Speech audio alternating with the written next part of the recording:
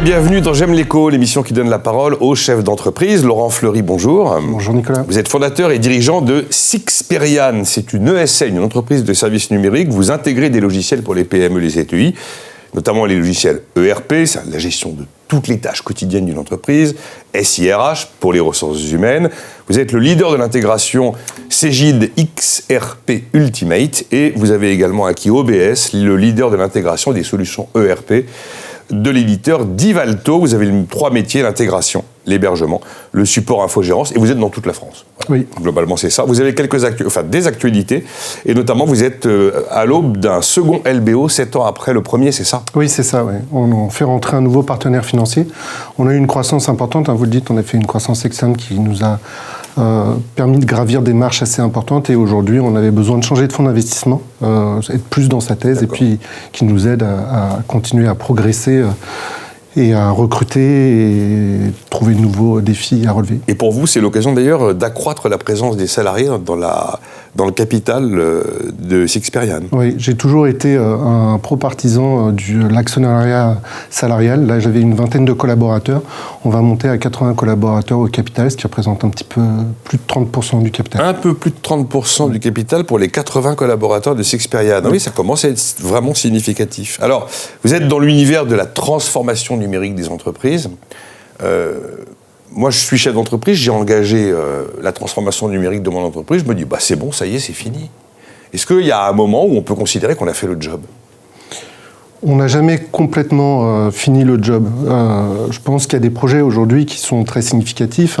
On n'est plus dans un marché de mise en place d'un premier outil, on est dans des marchés de renouvellement.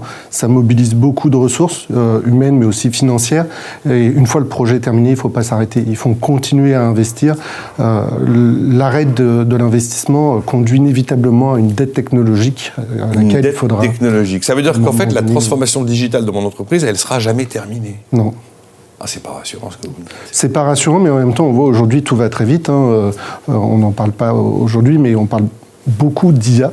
Et oui. Ça fait aussi partie des sujets sur lesquels les entreprises, elles doivent être au moins à l'écoute et investir à un moment donné pour ne pas se retrouver en retard par rapport à son marché, par rapport à ses concurrents, et pouvoir réagir vite aussi. Vous avez le sentiment que les entreprises sont conscientes de ce que vous dites et qu'elles ont en tête l'idée que c'est un mouvement perpétuel, alors que certains pensent que c'est bon, ils sont update et tout va bien? Malheureusement, pas toutes, et notamment les PME, ETI.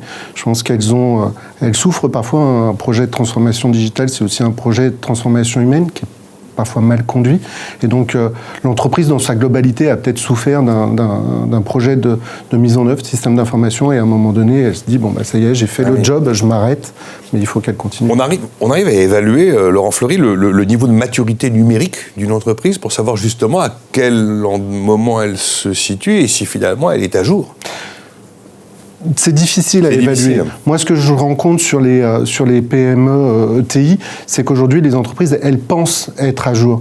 Mais tout va tellement vite au niveau technologique, mais aussi applicatif, que pour ces tailles de structures-là, qui n'ont pas forcément des ressources importantes en système d'information, elles n'ont pas toutes les ressources nécessaires pour être à jour.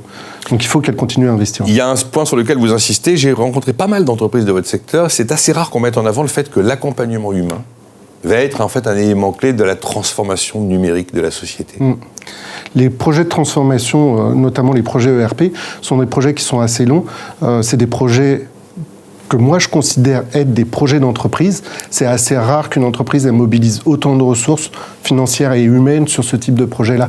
Donc il faut que les ressources qui soient intégrées dans ces projets, notamment les collaborateurs, soient très fortement impliqués dans le sens où c'est eux demain qui vont faire de la réussite du projet. Mais ça veut dire que Sixperian sera là pour accompagner humainement en fait les entreprises clientes. Oui, nous on travaille essentiellement avec des collaborateurs lambda, des opérationnels, donc c'est ça qui est un petit peu compliqué. Nous on a l'expertise métier de l'intégration de solutions, elles ont l'expertise métier de leur entreprise, et donc on essaye de faire converger les deux et on les accompagne sur ce type de sujet. J'ai l'impression que vous avez une obsession, c'est d'avoir toujours les dernières technologies, toujours les technologies les plus adaptées, toujours les technologies les plus à jour.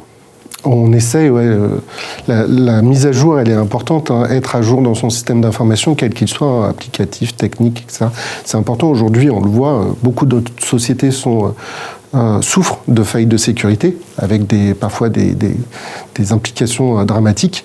La mise à jour, c'est parfois peu coûteux, c'est quand même un premier pas vers la sérénité. Le risque zéro n'existe pas. Le risque zéro n'existe pas. Je me souviens, un jour, un de vos collègues m'avait dit, vous ne demandez pas si vous serez attaqué, mais quand. Globalement, c'est ça. Et puis, de plus en plus, je me rends compte qu'il avait plutôt raison. Quand on parle de transformation digitale, arrive à un moment où se pose la question du cloud, pas cloud. Quelle est votre doctrine par rapport au cloud et aux inquiétudes que ça peut susciter chez certains chefs d'entreprise ?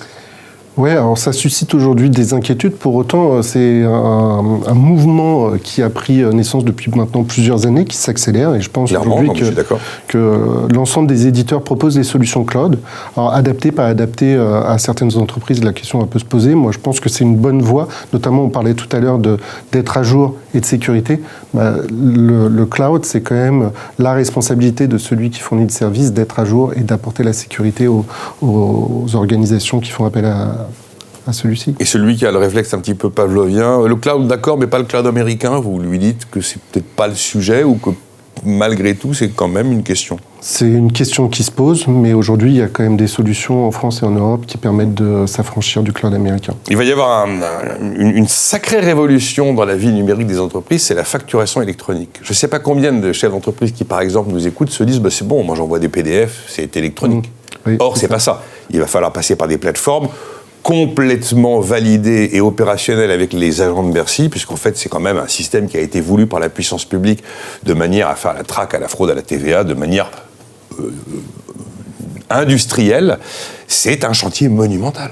C'est un chantier monumental qui est en cours. Aujourd'hui, les définitions des solutions, elles sont en cours de réalisation. Bercy échange avec l'ensemble des éditeurs pour savoir comment fonctionner. Qui est très problématique pour nous, entreprises de conseil auprès des sociétés et pour les sociétés elles-mêmes, parce qu'on ne sait pas trop comment ça va fonctionner. On a un agenda aujourd'hui. On a un agenda. Voilà. Je ne sais pas si on le tiendra, l'agenda. Sauf que le problème, si vous êtes une entreprise qui n'est pas concernée par la première date de bascule à la facturation électronique, mais que vous avez des clients qui, eux, y sont, vous serez bien obligé d'être à jour, là, encore une fois, pour pouvoir répondre. Et là, on rejoint un peu le point que vous indiquiez tout à l'heure sur la nécessité d'être toujours à jour dans son système d'information. Celles qui ne le sont pas aujourd'hui vont aller progressivement face à un mur, et il faudra qu'elles trouvent à un moment donné des sociétés qui sont disponibles pour pouvoir migrer leurs solutions. Et je pense qu'on sera tous très, très occupés en 2026-2027 pour les mettre... Les fameuses dates butoirs. Si vous ne savez pas encore vraiment de quoi il s'agit quand on dit facturation électronique, allez voir. Parce que ça va beaucoup plus loin que le mot facturation et électronique. Merci Laurent Fleury. C'est pas un PDF. Non, et c'est pas un PDF. Merci Laurent Fleury, fondateur, dirigeant de Sixperian.